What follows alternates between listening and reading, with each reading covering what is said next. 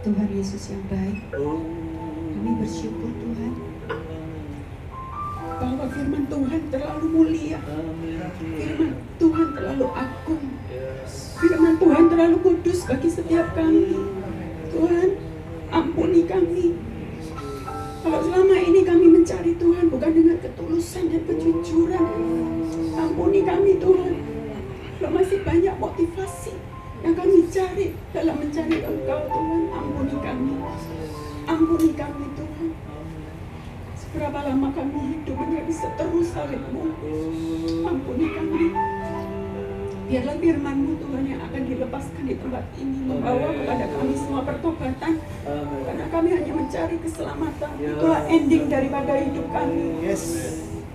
Tuhan, urapi kami semua, baik yang mendengar, baik yang melepaskan firman-Mu di tempat ini. Urapi kami Tuhan, supaya kami datang mencari Engkau dengan kesungguhan hati kami, dan kami semua akan dipulihkan di dalam nama Tuhan Yesus. Haleluya, amin. Amin. Kami serahkan kepada namanya kepada Mustafa.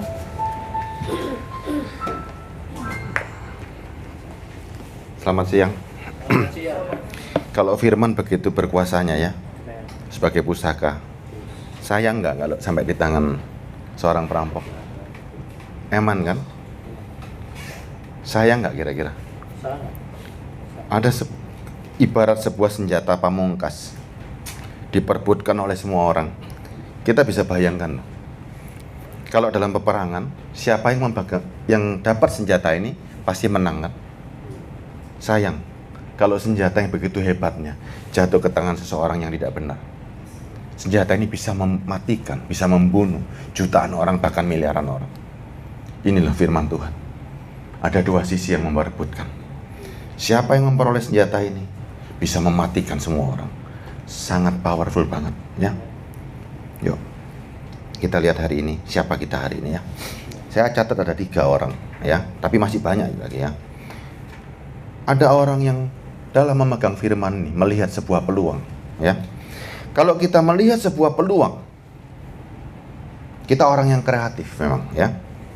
Kalau kita memandang firman, kita melihat sebuah peluang, akhirnya melahirkan tukang-tukang janji.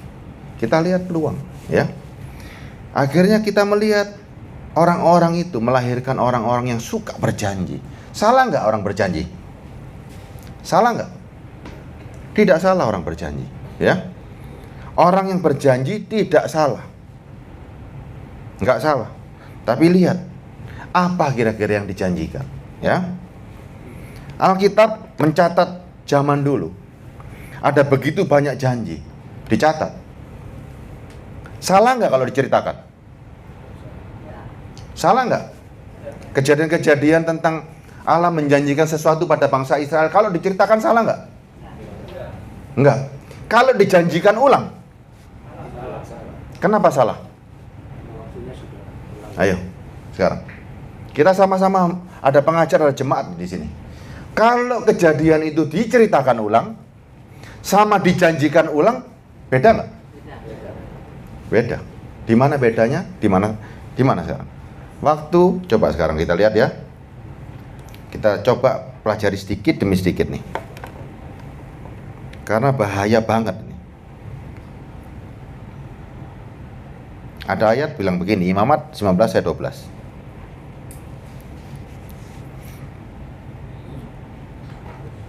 Imamat 19 ayat 12, baca dulu ya. Baca, silakan Pak.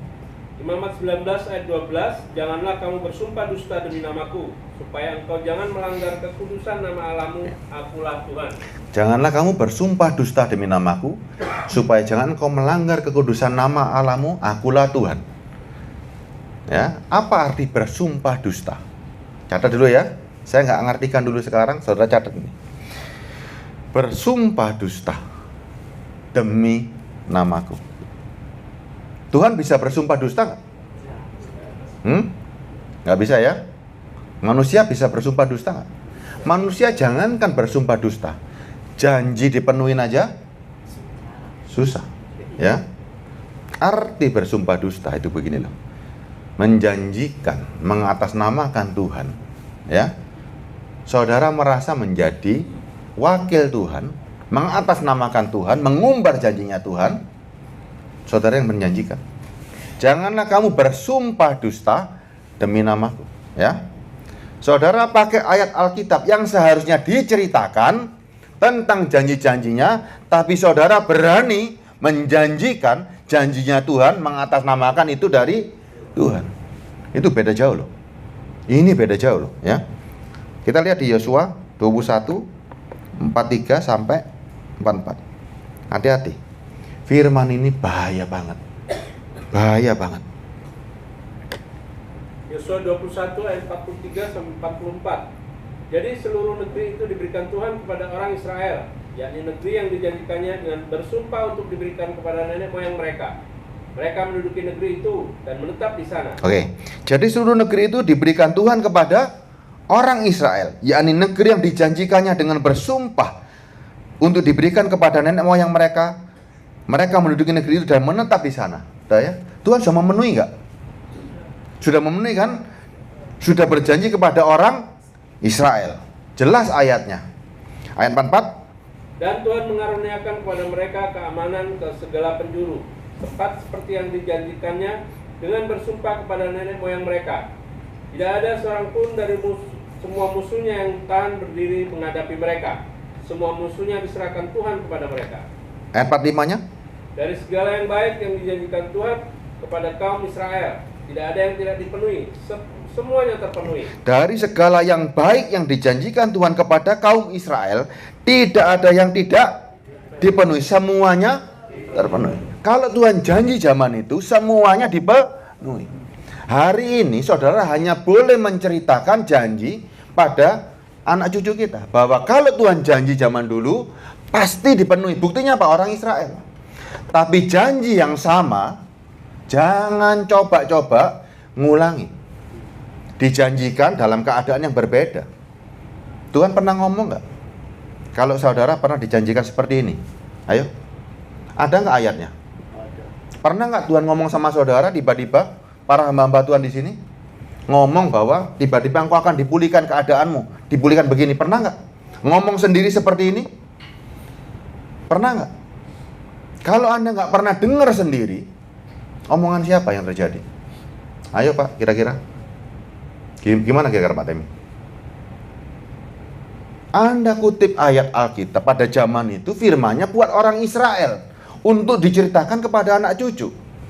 Tiba-tiba firman itu Anda comot, Anda kenakan kepada orang lain, yang seakan-akan firman itu buat dia. Anda berjanji, seakan-akan Allah bersumpah untuk janji kepada Pak Immanuel. Pak Immanuel, Tuhan berjanji Pak, kalau engkau setia pada dia, Tuhan akan memberikan gedung gereja. Apa pernah janji begitu Tuhan? Tuhan pernah janji gitu, dicatat? Boleh nggak janji itu disamaratakan semua? Boleh nggak? Hati-hati loh, Alkitab ini akan berlangsung. Anak cucu kita pun akan baca kitab yang sama, tapi dia tidak pernah kadaluarsa. Apa yang menyebabkan ini nggak kadaluarsa? Janjinya nggak kadaluarsa. Kalau kita ngikutin terus ya. Nanti kita lihat ya. Ayat 45. Dari segala yang baik yang dijanjikan Tuhan kepada kaum Israel, tidak ada yang tidak dipenuhi. Semuanya terpenuhi. Kita bisa masuk di sini nggak? Kita masuk di sini bisa nggak? Kalau materi nggak bisa. Kita Israel apa hari ini? Rohani. Berarti kita masuk nggak? Yang rohaninya masuk nggak? Janji apa yang dijanjikan? Keselamatan. Makanya Alkitab menjadi tidak ada batas waktu. Siapapun yang mau kerohaniannya dapat keselamatan, berlangsung sepanjang hidup. Alkitab ini menjadi sesuatu yang rohani, walaupun diceritakan zaman dulu yang jasmani, masuk ke rohaninya. Ya, jangan coba-coba lagi. Ini dijadikan materi. Jangan coba-coba lagi. Makanya banyak orang mengumbar janji. Orang yang mengumbar janji itu melihat peluang, karena dia ingin mendapatkan peluang, sesuatu yang dia inginkan dari janji itu, terutama materi. Dia berusaha Dia coba peluang itu karena dia ingin dapatkan dari orang lain, dia janjikan kepada orang lain itu. Janji-janji itu tadi. Kenapa? Karena dia ingin memperoleh janji tersebut. Dia cari. Akhirnya orang dijanjikan apa? Harta. Dijanjikan janji-janji yang gak jelas tadi loh. Harta, wanita, lelaki. Anda kalau dapat harta, apa gunanya hari ini? Sekarang saya tanya, seandainya Anda dijanjikan harta dapat, terus Anda untuk apa harta itu? Ayo kita tanya Apong, Anda dikasih harta hari ini, dalam keadaanmu sekarang dikasih harta beneran nih, seandainya, untuk apa sekarang? Menikmati dunia sepanjang hidup? Sampai batas kapan ya Pak? Dikasih pilihan sekarang, kamu mencarikan istrimu, dikasih wanita cantik di Surabaya, secantik-cantiknya, bertahan berapa lama Bang? Ya Bang. Hah? Berapa lama tahannya wanita cantik? Jujur aja, kita nggak apa-apa. Jujur aja, kita berandai-andai aja. Wanita cantik bertahan berapa lama? 20 tahun, 60 tahun sudah selesai. 40 tahun bertahan. Berikutnya kita masuk neraka selama-lamanya. Kita dapat kekayaan, misalnya sekarang 100 miliar. Umur kita menikmati berapa lama? Setelah itu gimana kita hasilnya? Puji Tuhan ada pada Jo. Terus apa lagi? Alfian, mau milih apa sekarang? Kita cari apa hari ini? Di dunia ini mau cari apa lagi kita? Dikasih harta. Apakah harta itu bisa kita nikmati? Hartanya ada. Umur kita nggak bisa nikmati harta itu. Rumah yang aku miliki pun. Saya ngomong sama istri saya, berapa lama saya punya rumah ini? Nggak bisa. Rumah ini saya cuma titip aja. Yang tak miliki cuma kertas tok. Setelah itu saya nggak bisa apa-apa kok. Nggak bisa apa-apa. Harta yang aku miliki pun nggak ada. Bukan milikku juga kok. Anak nggak bisa. Selesai kita game, selesai semuanya. Semuanya selesai waktu saya dikubur. Finish. Apalagi? Mau punya apa lagi? Pak Yo kepengen apa lagi nih? Ayo kita sekarang hitung-hitungan nih. Kalau kita cari yang materi, cari yang bisa dilihat, Pak Yo kepengen perempuan cantik. Seberapa tahan? Sudah, cukup bro. Kepengen mobil, seberapa lama mobil itu? Kepengen apa lagi semua ayo? Kalau kita cuma mengumbar janji yang ada di Alkitab, seberapa lama janji itu? Kalau misalnya nih, pengen dapat harta, oke, hartanya nggak habis, umur kita habis nggak? Terus kita ngomong, oh, anakku pengen senang. Waktu engkau mati, kelihatan nggak anakmu? Nggak ada kan? Hanya bayanganmu selama hidup, engkau bisa membayangkan. Setelah itu selesai kok. Mau apa lagi Pak Budi? Nggak bisa kan? Yang kelihatan ini loh, sebetulnya semuanya sementara. Kalau dianya abadi, kitanya nggak abadi. Iya kan? Nggak ada. Semuanya nggak bisa. Makanya kita hari ini berhadapan dengan siapa? Orang yang melihat peluang. Kalau orang melihat peluang, dia memperoleh materi, pasti isinya khotbahnya janji. Begitu juga para jemaat yang melihat sebuah peluang dalam Alkitab, yang dicari juga janji. Janji zaman dulu diumek-umek karepe dhewe. Ingat loh, keadaan berbeda. Mata kita harus berbalik sekarang. Nanti ya, perlahan. Ini masih orang yang melihat Alkitab berisi sebuah janji. Memang Alkitab berisi beribuan janji. Tapi sudah inilah. Dari segala yang baik yang dijanjikan Tuhan kepada kaum Israel, tidak ada yang tidak dipenuhi. Semuanya berarti sudah berhenti. Selesai. Masanya sudah selesai. Tapi yang rohani tidak pernah bisa berhenti. Makanya Alkitab ini tidak pernah kadaluarsa. Nggak pernah kadaluarsa. Semuanya berlangsung terus menerus. Sudah berhadapan dengan satu orang yang suka ngumbar janji, pasti sering bersumpah palsu, mengatasnamakan Tuhan. Tuhan berjanji. Sejak kapan Tuhan pernah berjanji? Dia hanya cuma membaca Alkitab.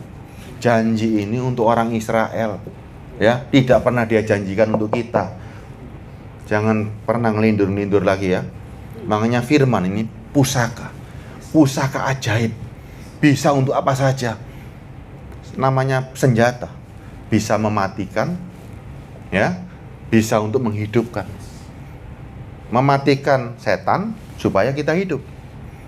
Kalau di tangan setan, mematikan yang hidup, menghidupkan yang setan-setannya hidup. Nah, sudah ketemu. Tukang janji, tukang jamu, buang. Anda sekarang tahu, Yang suka menjanjikan itu orang yang melihat peluang untuk mendapatkan sebuah materi, buang itu semuanya, tinggal. Nggak boleh ketemu lagi orang begini, ya. Kedua, Anda ketemu petobat, orang yang bertobat, ya. Ini nggak salah. Bertobat dari apa? Banyak yang maju di mimbar, yang kesaksian di gereja. Penjahat menjadi orang baik, itu baik, ya. Orang kikir jadi dermawan, itu baik. Dulu nggak sembahyang, sekarang tiap hari ke gereja, itu baik. Tapi itu semua tidak menyelamatkan loh. Menjadi orang jahat jadi baik itu semua tidak menyelamatkan. Pertobatan harus diikuti. Pertobatan dari apa ini? Kalau cuma bertobat tanpa meninggalkan keduniawian, sama saja. Sama saja. Harus tahu apa yang dicari dari Alkitab. Kita harus jadi seorang penemu. Penemu apa? Apa yang kita temukan dari Alkitab? Kira-kira penemu apa? Apa yang kita temukan dari Alkitab? Saya setuju dengan orang-orang bilang Kristen bukan agama, tapi tolong jelaskan. Kalau Kristen bukan agama berarti apa? Selama ini kan banyak orang bilang begitu. Kristen bukan agama. Apa kalau gitu Pak Alfian? Kejawen? Ke-Yahudi-Yahudian? Kristen bukan agama. Apa? Kristen adalah penemuan. Kristen, penemuan. Apa itu artinya? Kita menjadi Kristen karena kita menemukan sumber hidup. Kristen karena kita menemukan terang itu. Yesus itu menyatakan diri, ini loh terang. Aku loh terang. Makanya kita ketika menjadi Kristen, kita bukan dianggap, kita bukan menyatakan diri sebagai Kristen. Kitalah penemu terang itu. Sehingga orang lain menganggap kita sebagai Kristen. Saudara jangan bangga kalau saudara mengaku sebagai Kristen. Harus orang lain yang menyatakan diri Anda sebagai penemu terang itu. Ya. Kristen itu dinyatakan oleh orang lain. Bukan kita menyatakan diri sebagai Kristen. Ingat loh, Kristen bukan agama. Ya, justru Kristen itu pengakuan orang lain terhadap siapa yang menemukan terang. Kristen menyatakan diri, aku adalah terang. Banyak orang yang menemukan nggak? Waktu Yesus menyatakan diri, aku adalah terang, berkali-kali nggak? Dan berkali-kali, ada orang yang melihat nggak? Orang Yahudi ketika Yesus ngomong, aku adalah terang, tahu nggak? Mereka melihat nggak? Mereka punya mata? Nggak melihat. Ketika Yesus ngomong, aku adalah garam, ada yang merasakan nggak? Semua rasa di dunia itu hambar tanpa garam. Coba. Yang bisa menemukan rasa, yang bisa menemukan terang, hanya Yesus Kristus. Hanya orang Kristen yang bisa menemukan terang. Hanya orang Kristen yang bisa menemukan rasa. Dialah yang dikatakan orang, dialah sang penemu. Dialah yang menemukan kehidupan. Nih, saudara mau di mana nih hari ini? Yang menemukan peluang, yang bertobat, atau betul-betul penemu? Kalau saudara yang menemukan, semua ketiganya saudara dapat. Saudara dapat ketiga-tiganya semua. Orang yang menjadi terang gak mungkin hidupnya aneh-aneh. Kisah Rasul 11 ayat 26. Ingat ya, saudara menjadi Kristen tidak menjadikan diri kita selamat.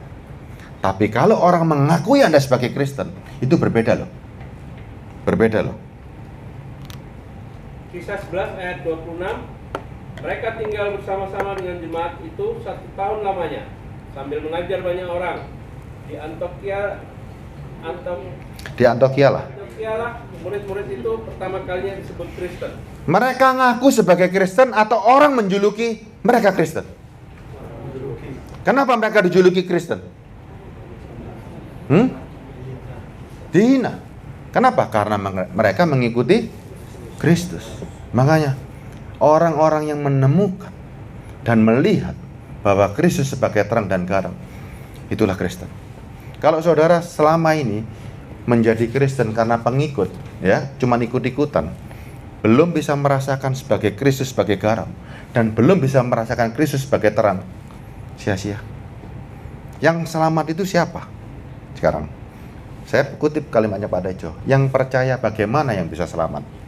Kita cek sekarang hari ini, kita berandai-andai ya. Itu dunia loh, punya aturan seperti itu. Loh, surga mau pikir pengen mbahmu langsung. Semua orang yang percaya langsung masuk tanpa dikenal. Coba, ada banyak nggak seperti itu kan? Loh, biarpun Pak Yung ngomong otot sa Indonesia keliling, nggak kenal kok. Dia sudah punya kekuatan sendiri, kerajaannya punya aturan kok. Apa yang membuat kita layak? Percaya yang bagaimana? Yang bisa semeja, makan, tukar pikiran. Yang dianggap sebagai warga negara kerajaan itu. Apa kira-kira syaratnya? Apa kira-kira?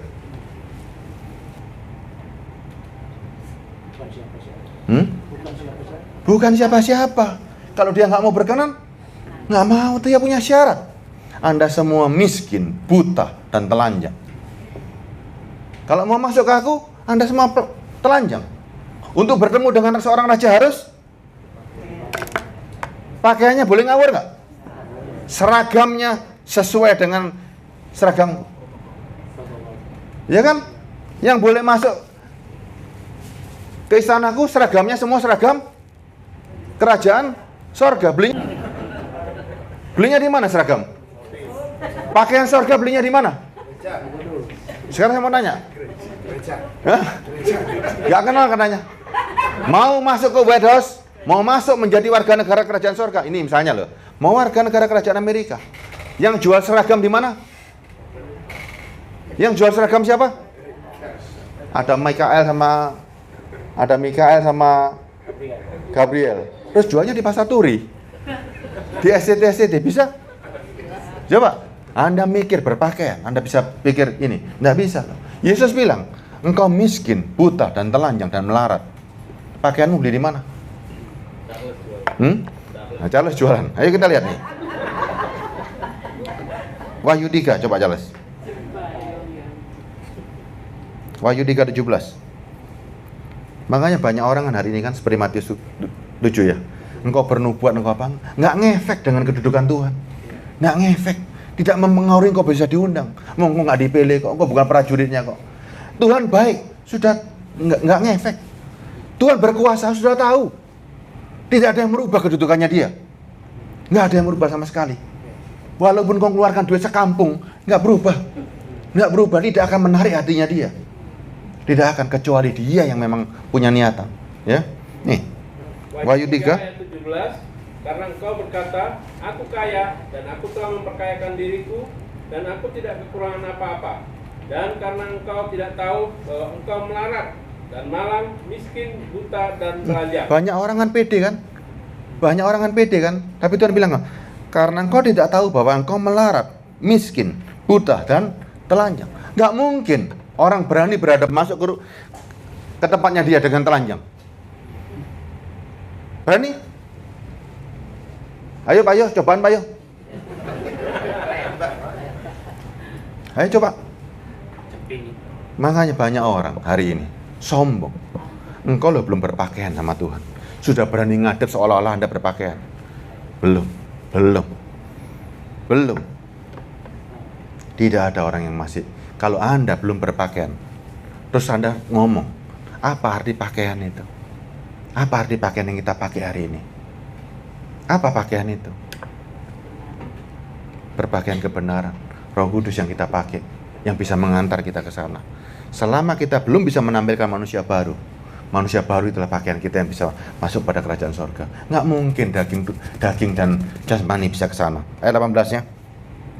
Maka aku menasihatkan engkau supaya engkau membeli dari. Nah, stop ya. Maka aku menasihatkan engkau supaya engkau membeli daripadaku emas yang telah dimurnikan dalam api agar engkau menjadi kaya, juga pakaian putih supaya engkau memakainya, agar jangan kelihatan ketelanjanganmu yang memalukan, dan lagi minyak untuk melumpas matamu supaya engkau dapat melihat.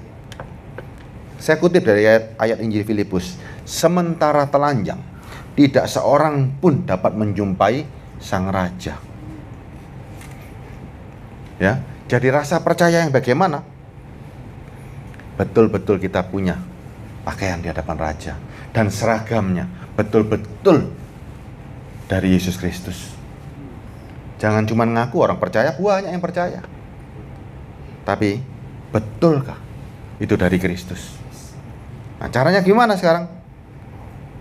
Ingat ya, mengaku sebagai orang Kristen gak ada gunanya. Harus ada pengakuan dari luar bahwa kita Kristen. Dan yang hebat, bagaimana orang bisa mengakui? Kita tentunya punya peranan. Siapa yang bisa memasukkan Kristus dalam diri kita, itu baru Kristen. Selama Yesus di luar, Anda gagal, Mas Yan. Kalau Tuhanmu masih di luar, Anda gagal. Kristus itu terang sempurna. Dia sumbernya. Kalau dia sumber, Anda mau taruh di luar atau taruh di dalam? Ya, Yesus itu Bapak dulu, waktu dia belum turun, waktu masih sebagai Bapak, dia berikan hukum Taurat untuk mengatur anak-anak manusia di bumi. Ya, supaya dengan tujuan anak-anaknya hidup dengan baik. Anda punya anak semua kan? Kasih hukum di rumah kan? Dengan tujuan anak-anak itu diatur, dengan tujuan anak-anak itu hidup. Ya. Tapi ternyata anak-anaknya nakal semua, melanggar hukum semua. Anda sedih nggak? Hukumnya hilang nggak? Nggak hilang kan hukumnya kan? Anda berikan hati dan pikirannya kepada anak-anak supaya anak-anak itu menjadi dewasa secara pikiran dan hati, supaya anak-anak tidak melanggar hukum. Walaupun hukumnya ada, tapi Anda berikan hati dan pikiran Bapak kepada anak-anak itu. Itulah Kristus. Pikiran dan hati Bapak itu harus masuk ke dalam pikiran kita hari ini. Makanya Yesus itulah hati dan pikiran Bapak yang harus masuk dalam diri kita. Tanpa itu Anda bredeli nggak karu-karuan. Ya, orang boleh cap Kristen apapun, boleh ngaku sebagai Kristen, tapi kalau tidak ada pikiran dan hati Bapak dalam kita, Anda nggak jadi apa-apa loh. Sia-sia loh, ya. Bisa ngikuti ya? 1 Korintus 5 ayat 46. Mudah-mudahan nututi, saya akan bacakan Maleakhi setelah ini ya. 1 Korintus 5, 46.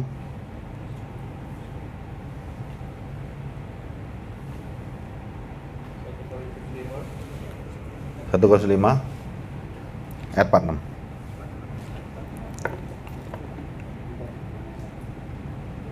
5:46. 5:46. Sini.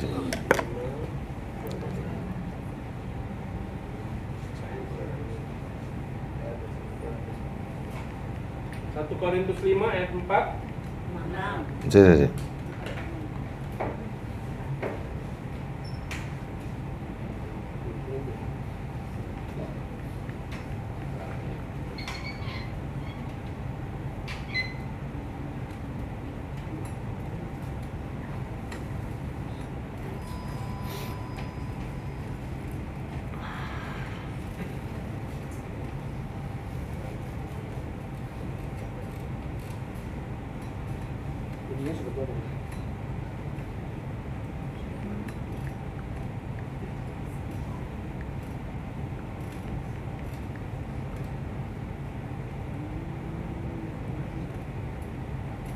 15:46.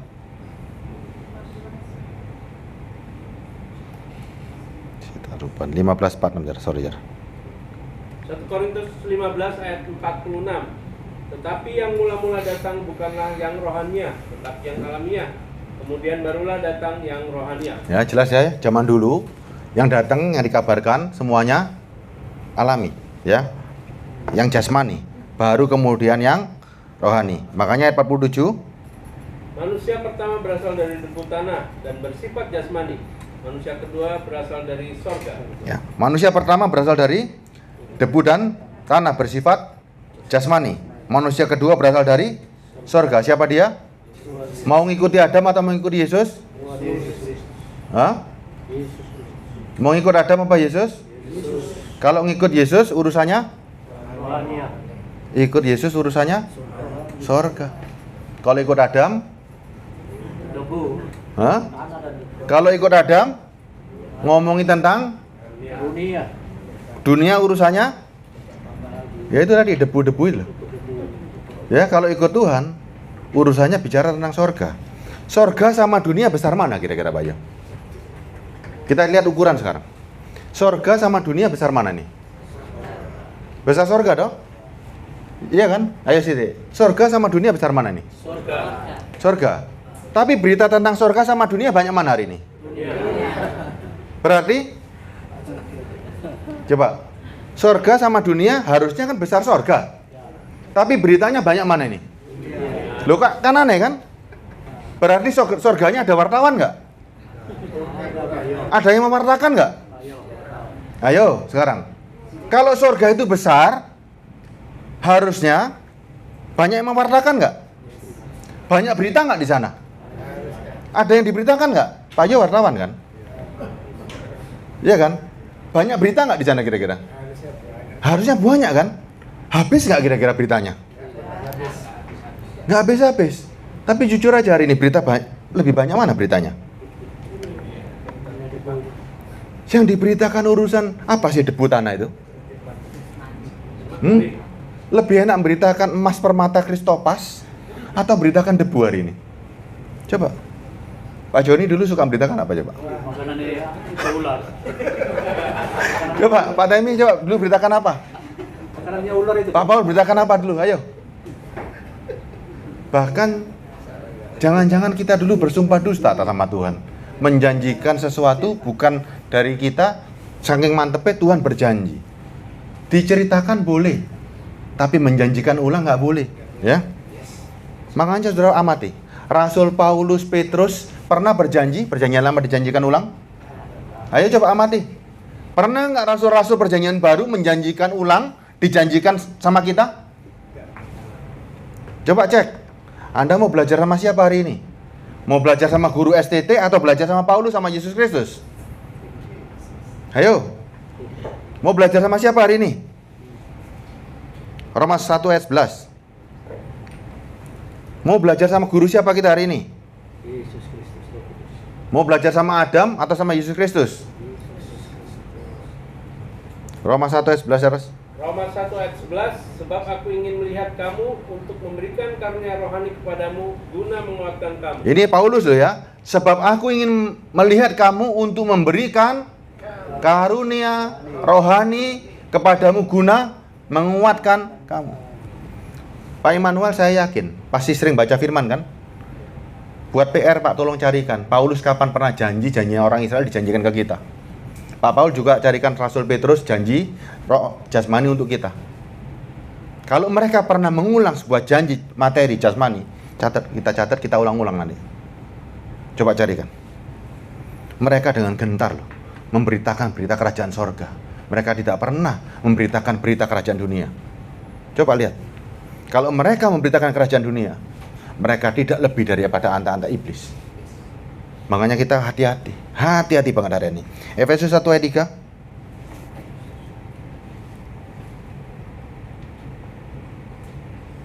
3. Efesus 1 ayat 3. Terpujilah Allah dan Bapa Tuhan kita Yesus Kristus, yang dalam Kristus telah mengaruniakan kepada kita segala berkat rohani di dalam surga. Di mana berkatnya? Berkatnya isinya apa? Berkat rohani. Coba puteran dari dasmani. Ayo coba puteran. Terpujilah Allah dan Bapa Tuhan kita Yesus Kristus, yang di dalam Kristus telah mengaruniakan kepada kita. Saudara dikasih sebagian enggak? Segala berkat rohani di dalam sorga. Sorga tidak ada debu. Sorga tidak berkaitan dengan debu. Sorga berkaitan dengan kekekalan. Enggak ada sorga sakit penyakit, enggak ada. Semuanya berkaitan dengan kekekalan. Anda sakit mau disembuhkan cepat mati. Itu berkat dari sorga. Ya. Kalau mau didoakan nih. Orang yang sakit mau doa cepat nih. Terpujilah Allah Bapa Tuhan kita Yesus Kristus, yang dalam Kristus telah mengaruniakan kepada kita segala berkat rohani dalam surga. Sakit cepat langsung naik ke surga. Itu berkat dari surga. Karena surga tidak mengenal waktu. Segalanya eternal, ya. Mau kaya raya, yang lagi miskin doakan mau kaya segera ke surga.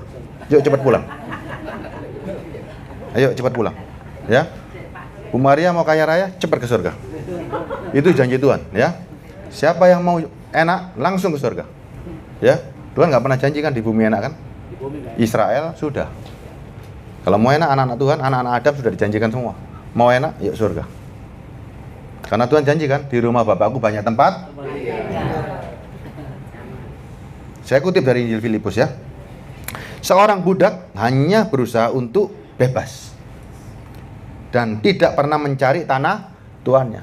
Budak hanya ingin bebas, nggak mungkin ingin tanah tuannya. Kalau budak ingin tanah tuannya, berarti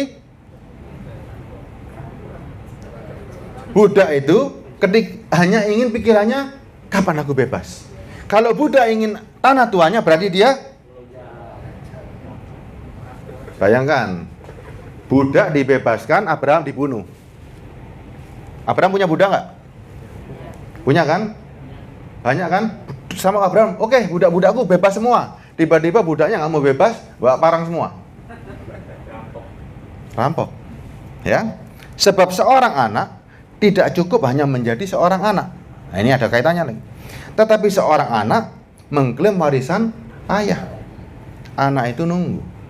Anak, aku seorang anak. Aku nunggu warisan ayahku. Kita ini anak, nunggu warisan ayah kita. Ayah kita ada di sorga. Makanya berbahagialah. Kita seorang anak. Kita punya warisan. Warisannya ada di sorga. Kita seorang anak. Kita punya warisan. Harta kita ada di sorga. Itulah bedanya ya. 1 Petrus 2 ayat 5.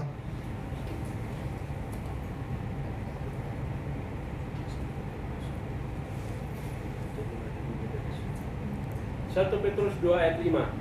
Dan biarlah kamu juga dipergunakan sebagai batu hidup untuk pembangunan suatu rumah rohani. Oke. Dan biarlah kamu juga dipergunakan sebagai batu hidup loh ya. Jelas loh ini, batu hidup, bukan batu bata. Batu hidup ya. Kalau Tuhan punya gedung, dia bisa disuap seperti kemarin saya bilang sama Pak Immanuel ya. Batu hidup untuk pembangunan suatu rumah rohani. Ini banyak ditafsirkan yang enggak ya. Seakan-akan Tuhan butuh gedung. Seakan-akan Tuhan butuh tempat bagi suatu imamat yang kudus untuk mempersembahkan persembahan rohani ya, bukan jasmani. Rumahnya batunya hidup ya. Rumahnya rumah rohani. Gereja berarti rumah jasmani. Jelas ya? Ini jelas ayatnya ya. Biarlah kamu, berarti kita semua dipergunakan sebagai batu yang hidup untuk pembangunan suatu rumah rohani bagi suatu imamat kudus untuk mempersembahkan persembahan rohani karena Yesus Kristus berkenan kepada Allah. Ingat ya, semuanya rohani, segala sesuatunya rohani dan ini hidup. Kemarin pertanyaannya, Tuhan tidak bisa disuap. Iya, tapi saya jawab, Tuhan juga bisa disuap. Kalau dia punya gedung dan punya kotak sumbangan.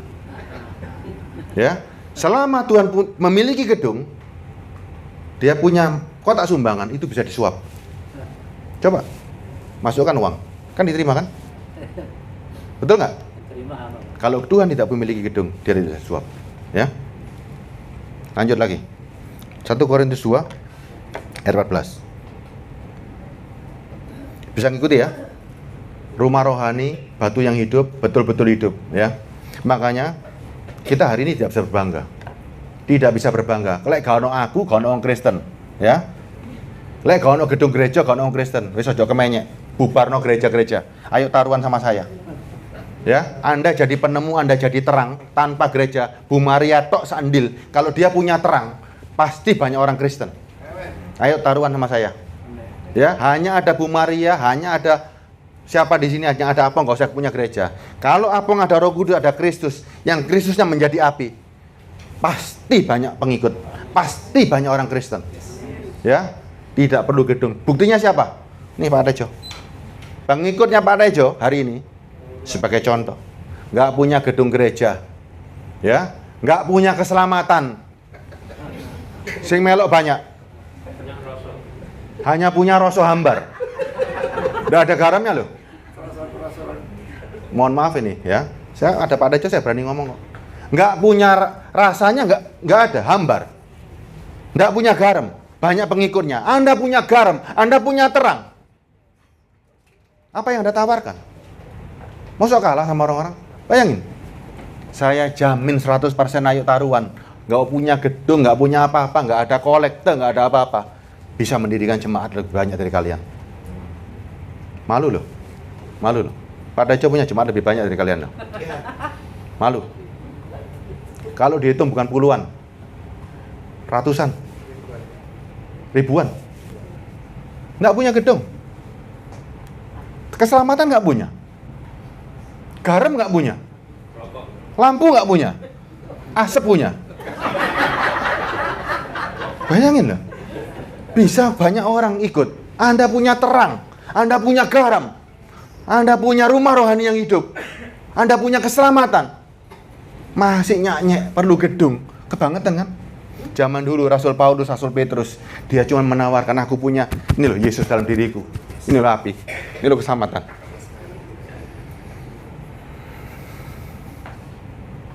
Lebih dari cukup. 1 Korintus 2:14. 1 Korintus 2 ayat 14.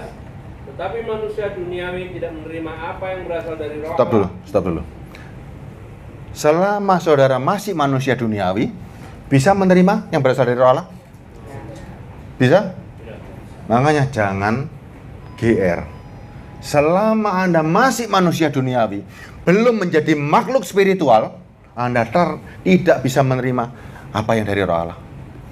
Ya, selama Anda masih manusia duniawi, masih manusia Adam, Anda jangan harap menerima pakaian dari Tuhan. Pakaian itu nggak akan pernah fit dipakai tubuh kita. Pakaian tadi itu nggak pernah masuk buat daging kita. Pakaian itu hanya fit untuk manusia spiritual kita. Ini loh yang dicari-cari sama orang-orang. Pakaian itu hanya fit untuk manusia baru kita. Nih, tetapi manusia duniawi tidak menerima apa yang berasal dari Allah. Makanya nggak mungkin sesuatu yang ilahi, sesuatu yang spiritual mau pakai yang jasmani, ini nggak mungkin. Karena hal itu merupakan suatu kebodohan dan ia tidak dapat memahaminya. Sebab hal itu hanya dapat dinilai secara rohani. Jasmani ini nggak pernah bisa menilai yang rohani. Makanya kalau Anda lihat sekarang di Alkitab, di YouTube, semuanya meributkan tentang Tuhan, meributkan tentang jasmani. Banyak orang baca Alkitab hari ini, yang diributkan dari berkat, Tuhannya diributkan ininya. Mereka nggak nyari Tuhannya kok. Mereka mempeributkan ilmu, bahasa, Tuhannya piro, nggak ada. Mereka meributkan menjadikan Kristen menjadi suatu agama. Ini loh, agama jasmani. Saya kutip adanya Pak Dejo, agamawi. Mereka lupa harusnya mencari terang itu, mencari rosonya, mencari asinnya, mencari terangnya seperti apa untuk masuk dalam diri, untuk dirasakan. Mereka kebingungan sendiri karena mereka tidak pernah menjadi manusia spiritual tadi. Padahal gampang kan? Gampang dong. Rasa no asine. Rasakan terangnya pakai mata. Lidah kita rasakan. Ya kan? Lidah rohani, mulut rohani. Ayat 15-nya. Ayat 15, tetapi manusia rohani menilai segala sesuatu. Nah, ini loh. Tapi ia sendiri tidak dinilai orang. Nah, ini loh. Makanya Kristen mengajarkan kita tidak bisa sombong sama orang lain. Nggak ada yang bisa kita sombongkan. Manusia rohani kita bisa menilai semuanya, tetapi ia sendiri tidak bisa dinilai orang lain. Makanya kita nggak bisa sombong. Tak walaupun diri kita, manusia roh ini bisa menilai semuanya, tapi kita nggak bisa apa-apa. Enak kan kayak gini kan? Nggak bisa ada gelar-gelaran, nggak bisa menyombongkan manusia rohaniku pakai pakaian jenderal, pakai nggak bisa. Nggak ada yang bisa disombongkan. Tapi dia bisa menilai orang-orang lain. Dia bisa menangis. Dia bisa terenyuh. Dia bisa mengasihi orang. Dia bisa marah ketika dia berabrik rumah Tuhannya. Firman dia acak-acak, dia bisa marah. Tapi nggak ada orang bisa menilai. Ya kan? Bisa ngikuti ya? Coba lihat dengan seperti ini. Allah itu segede apa coba? Mungkin tak Allah tinggal di tempat yang bisa dibatasi? Nggak mungkin kan? 1 Raja-Raja 8 ada 27 jelas. Coba kita bukan jelas. Makanya hari ini nggak ada yang sanggup menampung Allah ya. Kalau nggak manusia rohani tadi, nggak ada yang sanggup.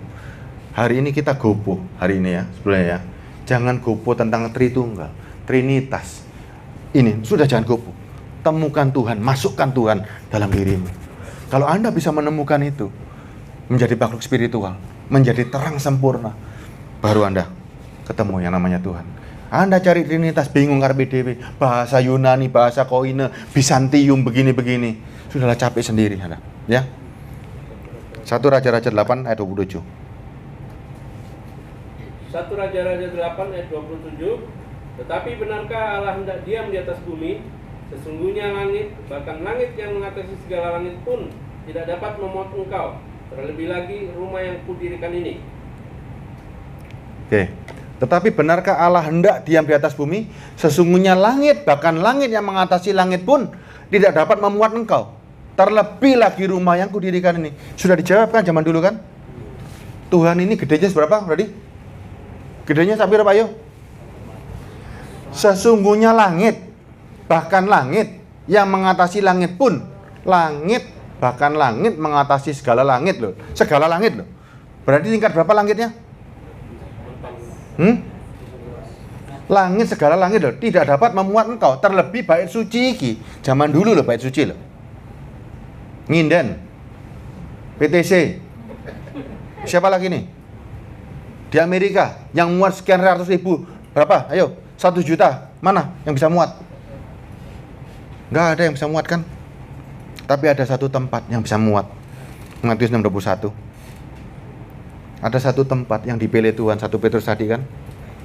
Batu hidup, ya. Ada satu tempat yang semuanya punya. Matius 6:21. Karena di mana hartamu berada, di situ juga hatimu berada. Siapa harta kita? Siapa harta kita? Yesus Kristus. Di mana tahtanya dia? Tahtanya di mana? Tahtanya di mana? Tahtanya di mana? Kerajaan sorga. Pernah beralih tahtanya? Makanya doa Bapa kami, Bapa kami di sorga, dikuduskanlah namamu. Ketika namanya dikuduskan, apa yang terjadi?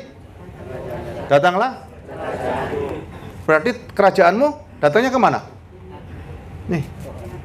Waktu namanya dikuduskan, begitu datang kerajaannya, katut gak kita kudus?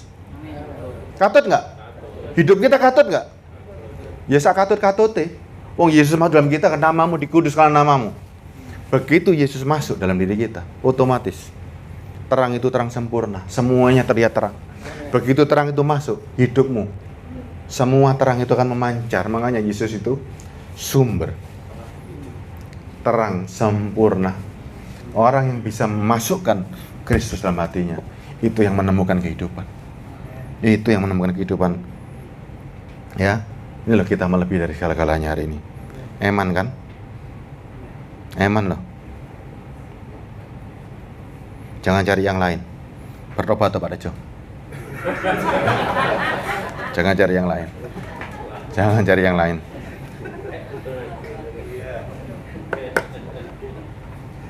Nggak bisa enggak ini. Yohanes 5:39 Charles. Semua ini Alkitab catat luar biasa, ya. Alkitab catat luar biasa. Yohanes 5:39. Yohanes 5 ayat 39. Nih, ini banyak hari ini yang terjadi nih. Kamu menyelidiki kitab-kitab suci, sebab kamu menyangka bahwa olehnya kamu mempunyai hidup yang Nah, kekal. stop dulu. Makanya banyak orang agamawi, banyak orang menyelidiki kitab suci. Mereka menyangka bahwa dengan menyelidiki kitab suci, mereka mempunyai hidup kekal. Mereka pikir dengan menjadi ahli kitab, mereka baca Yunani, mereka baca begini, mereka pikir mereka hebat. Enggak loh. Masih Anda hafal ayat Alkitab sak titik komanya, selama Anda tidak bisa melihat terang, merasakan garam, nggak dapat apa-apa loh. Ini loh. Tetapi walaupun kitab-kitab suci itu memberi kesaksian tentang siapa? Akunya siapa? Akunya siapa ini? Ayo coba. Kalau kita yakin Yesus, tanya pada Dejo dulu ini. Soalnya ini bahaya. Akunya siapa ini? Ini ayat berapa ini? Ayat 39 sih atasnya ya. Ini Yesus menerangkan tentang dirinya nih. Mulai ayat 24 Charles, saya bacakan Charles. Ini Yesus berbicara sama orang Yahudi. Aku katanya aku ya aku ini loh. Jelas loh. Aku berkata kepadamu, sesungguhnya barang siapa mendengar perkataanku dan percaya kepada Dia yang mengutus aku, ia mempunyai hidup. hidup yang kekal. Ia tidak turut dihukum sebab ia sudah pindah dari dalam maut ke dalam hidup. Mendengar percaya omongannya Yesus. Aku akan berkata kepadamu, sesungguhnya saatnya akan tiba dan sudah tiba bahwa orang-orang mati akan mendengar suara Anak Allah, dan mereka yang mendengarnya akan hidup. Sebab sama seperti Bapa mempunyai hidup dalam dirinya sendiri, demikian juga diberikannya Anak mempunyai hidup dalam dirinya sendiri. Dan ia telah memberikan kuasa kepadanya untuk menghakimi karena ia Anak manusia.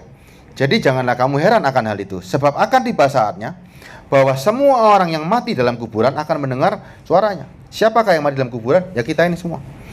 Dan mereka yang telah berbuat baik akan keluar dan bangkit untuk hidup yang kekal, tetapi mereka yang berbuat jahat akan bangkit untuk dihukum. Aku tidak dapat berbuat apa-apa dari diriku sendiri. Aku menghakimi sesuai dengan apa yang aku dengar, dan penghakimanku adil. Sebab aku tidak menuruti kehendakku sendiri, melainkan kehendak Dia yang mengutus aku. Kalau aku bersaksi tentang diriku sendiri, maka kesaksianku tidak benar. Ada yang lain. Nah ini, ya. Ada yang lain bersaksi tentang aku, dan aku tahu kesaksian yang diberikannya tentang aku adalah benar. Yohanes. Ya. Kamu telah mengirim utusan kepada Yohanes, dan ia telah bersaksi tentang kebenaran. Tetapi aku tidak memerlukan kesaksian dari manusia. Namun aku mengatakan hal itu supaya kamu diselamatkan. Ia adalah pelita yang menyala dan bercahaya, dan kamu hanya mau menikmati seketika saja cahayanya. Makanya Yesus disebut terang sempurna itu. Ini ya. Tetapi aku mempunyai suatu kesaksian yang lebih penting daripada kesaksian Yohanes, yaitu segala pekerjaan yang diserahkan Bapa kepadaku, supaya aku melaksanakannya. Pekerjaan itu juga yang kukerjakan sekarang, dan itulah yang memberi kesaksian tentang aku, bahwa Bapa yang mengutus aku. Kalau Yesus pakai nama lain, Yesus bukan Allah itu sendiri. Makanya Yesus selalu pakai, ini aku sama Bapak ini sama loh ya. Bapak yang mengutus aku, Dialah yang bersaksi tentang aku. Kamu tidak pernah mendengar suaranya. Nih ya, ini kuncinya nih. Kamu tidak pernah mendengar suaranya. Rupanya pun kamu tidak pernah lihat. Makanya tanya orang, sebelum ada Yesus, tanyakan siapa yang pernah melihat Allah, mukanya seperti apa. Dan firman-Nya tidak menetap dalam dirimu, sebab kamu tidak percaya kepada Dia yang diutusnya. Kamu menyelidiki kitab suci, sangka, sebab kamu menyangka olehnya kamu mempunyai hidup. Dan walaupun sebab kamu hidup yang kekal, walaupun kitab-kitab suci itu memberi kesaksian tentang aku. Aku tidak memerlukan hormat dari manusia. Tetapi tentang kamu, memang aku tahu bahwa di dalam hatimu kamu tidak mempunyai kasih akan Allah. Makanya banyak orang kelihatannya mengasihi, sebenarnya mereka tidak mengasihi Allah. Kalau mereka mengasihi Allah, mereka pasti percaya pada Kristus. Jelas ya?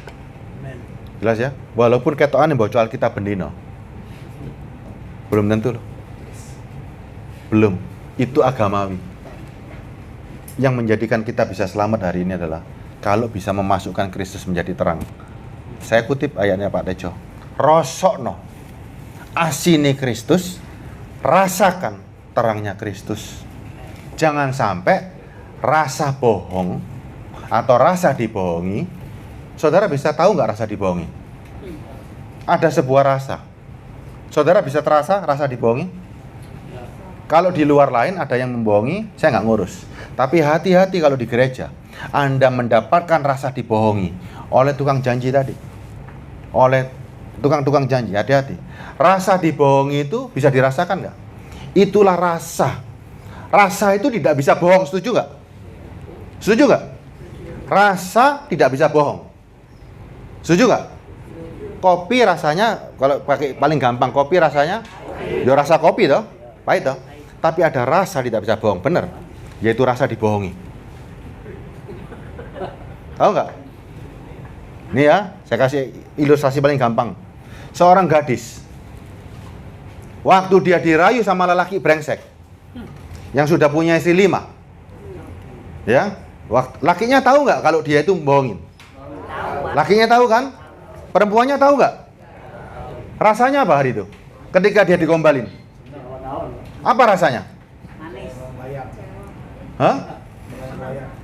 Lakinya tahu dia lagi bohongin. Perempuannya tahu nggak dibohongin? Rasanya apa kalau kita rasa dibohongin? Hah? Rasa dibohongin rasanya apa?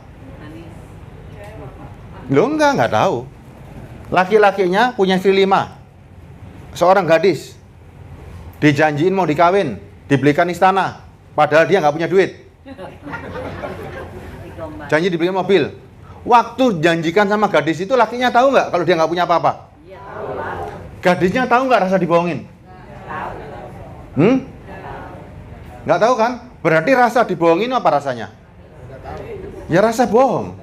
Ya rasanya rasa dibohongin. Nggak akan terasa rasanya. Rasanya terasa enak. Kapan ketahuan rasa itu bohong?